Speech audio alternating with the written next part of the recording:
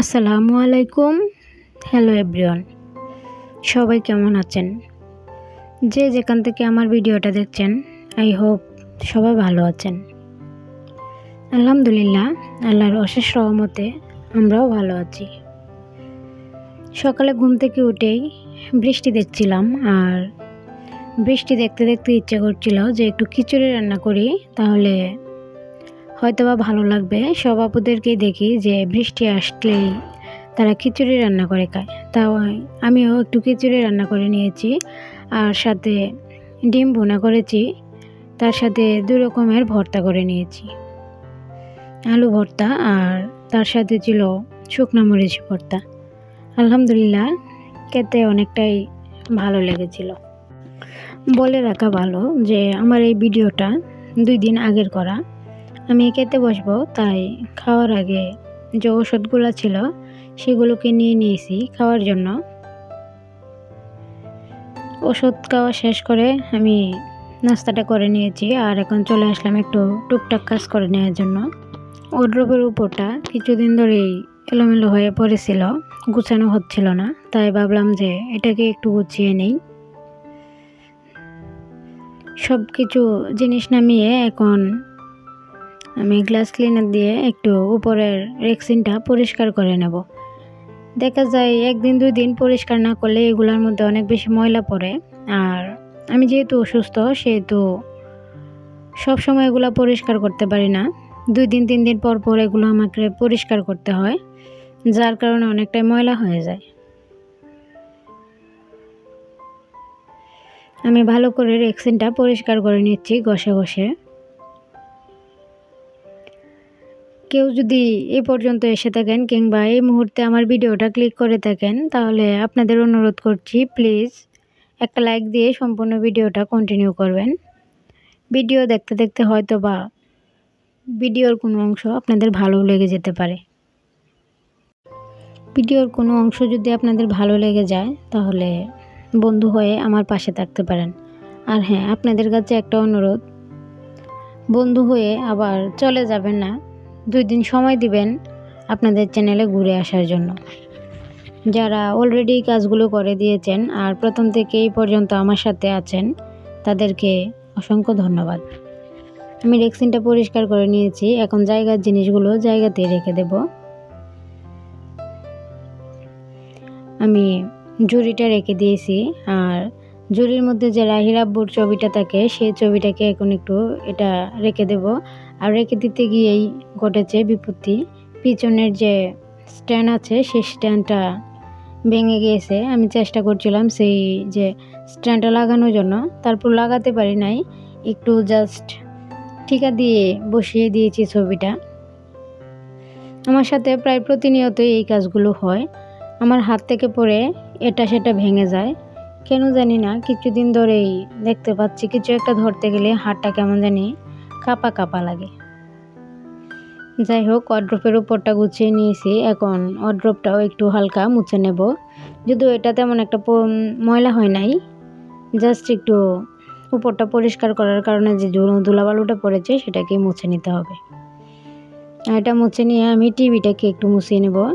টিভিতে আমি কোনো গ্লাস ক্লিনার দিই নাই, জাস্ট একটু ন্যাকড়াটা দিয়ে মুছে নিয়েছি। দেখুন টিভিটা কত ঝকঝকে হয়েছে। আমার মনে হয় টিভিতে গ্লাস ক্লিনার না দিয়ে এভাবে মুছে নেওয়াটাই সবচেয়ে ভালো। চলে আসলাম গাছ লাগানোর জন্য। আমি এই জায়গায় মাটি নিয়ে নিয়েছি, তার সাথে ডিমের খোসা আর কিছু সবজির খোসা নিয়ে নিয়েছি। এখন এটাকে আমি গাছ লাগানোর জন্য ভালো করে মাটিটা ভেঙে ঝুরঝুরা করে নেব।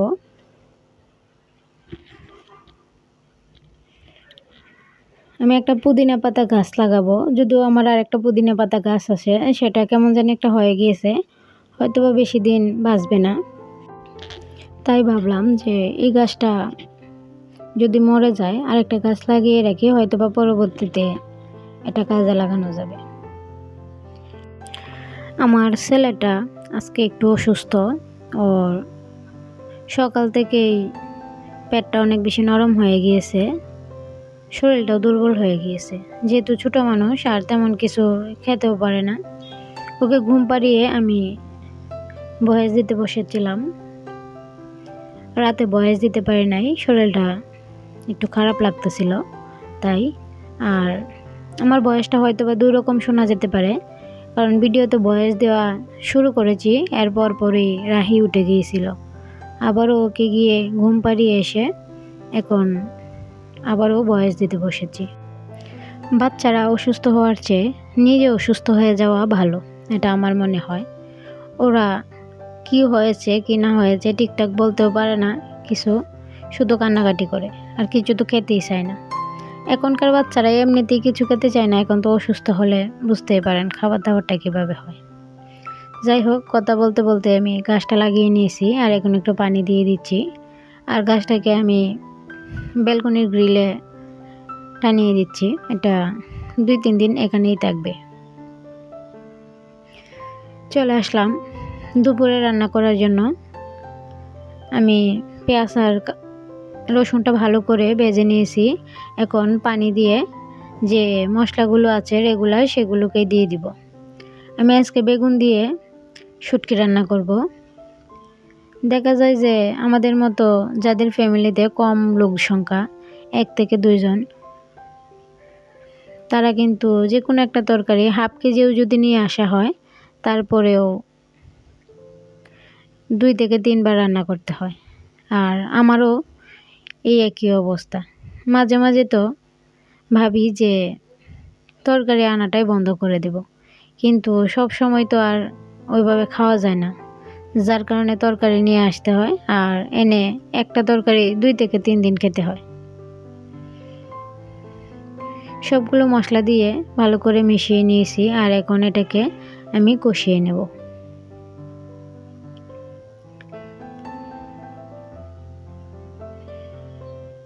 কষানো হয়ে গিয়েছে, আর এখন এই যে শুটকিটা দিয়ে দিচ্ছি। শুটকিটাকেও একটু ভালো করে কষিয়ে তারপর যে আলু বেগুন কেটে রেখেছি সেগুলো দিয়ে দিব। আপনাদের কাছে একটা অনুরোধ, আমার রাহির জন্য সবাই একটু দোয়া করবেন, ও যেন তাড়াতাড়ি সুস্থ হয়ে যায়। আমার ছেলেটা অসুস্থ হলে একদমই দুর্বল হয়ে যায়, ওকে অনেক বেশি কষ্ট করতে হয় পরবর্তীতে ওর শরীরটা আবার সেই ঠিক জায়গায় আনার জন্য।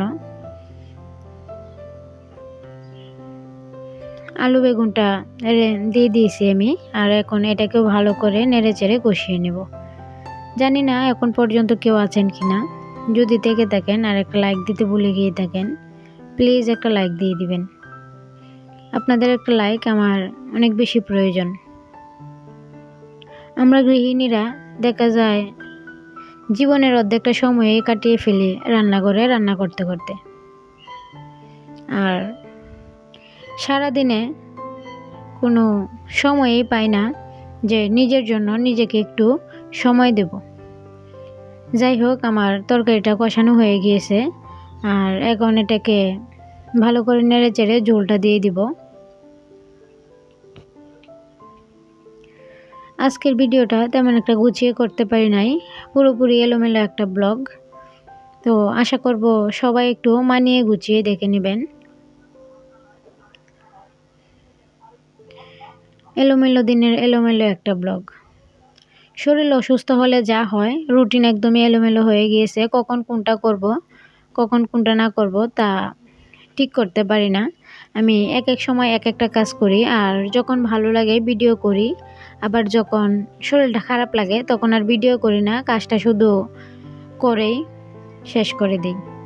শুটকির তরকারিটা হয়ে গিয়েছে, আর চলে আসলাম আরও একটা তরকারি রান্না করার জন্য। আমি এই জায়গায় মশলাটা কষিয়ে মাছগুলো দিয়ে দিয়েছি। মাছগুলো একটু ভালো করে কষিয়ে তারপর শসা কেটে রেখেছি, সেই শসাটাকে দিয়ে দিব। এই গরমের মধ্যে শসার তরকারিটা কিন্তু অনেক বেশি উপকারী আমাদের শরীরের জন্য, বিশেষ করে বাচ্চাদের জন্য। যদিও আমার রাহিকে আমি এগুলা খাওয়াতে পারি না, ও শুধু ডাল, দুধ আর মাংস দিয়ে ভাত খায়, এছাড়া অন্য কোনো কিছু খেতে চায় না। এগুলো খাওয়ানোর যদি কোনো টিপস থাকে প্লিজ আপুরা আমাকে একটু দিবেন। আমার ছেলের বয়স প্রায় 4 বছর হয়ে গিয়েছে, তারপরেও ওকে কোনো শাকসবজি আমি খাওয়াতে পারি না কোনো দিন, এমনকি মাছও খেতে চায় না। কথা বলতে বলতে আমি তরকারিটা বসিয়ে দিয়েছি আর এটাকে অফ ক্যামেরায় রান্না করে নিয়েছি। এই যে কাঁচা আম ছিল অল্প একটু, সেই আমটা মাখিয়ে নিয়েছি। এখন মা ছেলে মিলে এটাকে খেয়ে নেব। যদিও রাহি খায়নি যেহেতু ও অসুস্থ, তারপরও আমি একটু দিয়েছিলাম, হয়তো বা ভালো লাগতে পারে যার জন্য, কিন্তু ও খেতে চায়নি। আর আমি আজকে কি কি রান্না করেছি সেটা একটু দেখিয়ে দিচ্ছি। এখানে ডাল রান্না করে নিয়েছি, সাথে ছিল শুটকির তরকারি। আর হ্যাঁ, আমাদের দুপুরের খাবারটা হয়ে গিয়েছে, পরবর্তীতে আমি আপনাদের সাথে এগুলো শেয়ার করছি। আর এই যে শসা দিয়ে মাছের তরকারি, আর আমি বেগুন চিকন চিকন করে ভাজি করে নিয়েছিলাম, সেটাই। আলহামদুলিল্লাহ, এটাই ছিল আমাদের দুপুরের আর রাতের খাবার। আমি এখন একটু চা বসিয়ে নিয়েছি, আর এই চাটা করতে করতে আপনাদের কাছ থেকে বিদায় নিয়ে নিব। আমার কথায় যদি কোনো ভুল ত্রুটি হয়ে থাকে প্লিজ ক্ষমা দৃষ্টিতে দেখবেন। আর আপনারা চাইলে একটা লাইক দিয়ে আমার এই ভিডিওটাকে আরও অনেক দূর এগিয়ে যেতে সহযোগিতা করতে পারেন। যাই হোক, সবাই ভালো থাকবেন, সুস্থ থাকবেন। আল্লাহ হাফেজ। আসসালামু আলাইকুম।